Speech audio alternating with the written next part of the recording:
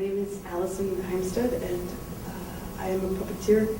I do small puppet shows and I do large parades. I do like working with a whole groups of people, all ages. Yeah, I can really sympathize with that because you're in your studio at home. And I make parades with communities. I got interested in parades 19 years ago. I lived in Minneapolis, Minnesota, and a group of friends of mine from high school annually worked on the In the Heart of the Beast Puppet and Mask Theater May Day Parade. And I just went over and I was in the parade that year, and I was pretty well hooked on the experience of making art as a big group. They make a parade, a community art parade, where about 1,000 people are at the theater and have people doing workshops just on the floor, very much in this vein, paper mache and clay sculptures.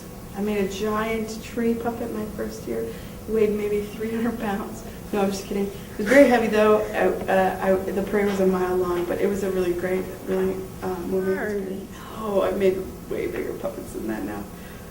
Like maybe the size of a... Well, there was one year that had these huge, huge, huge arms that came out to sort of envelop an audience. Maybe that was the largest thing. But I've made a lot of fish and a lot of bird puppets. Yeah, up in the air. Fish, bird puppets, and today we have this gigantic greenery explosion. Yeah. Is there some symbolism that you generally use in your floats? Do the birds mean something? Do the other animals mean something? I mean, I think a lot with the birds and the fish is that in making puppets, you're making an art object, but you're also kind of designing it to move.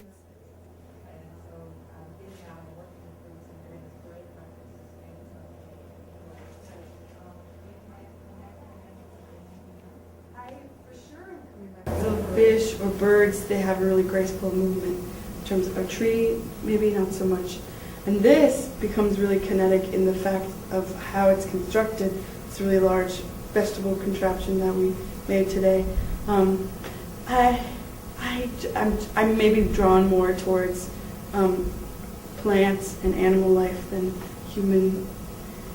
Buildings don't really make great puppets. Can you tell me about what your float is about for On Procession?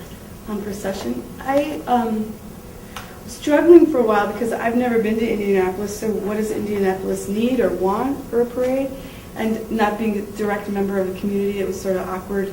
But then I started reading into the Fritz Haag website and looking at the interchange of the overpass interchange, and I was thinking about that, about this idea, what happens when a freeway goes through a community. And that's a really common scenario all over the United States, a freeway destroying a community.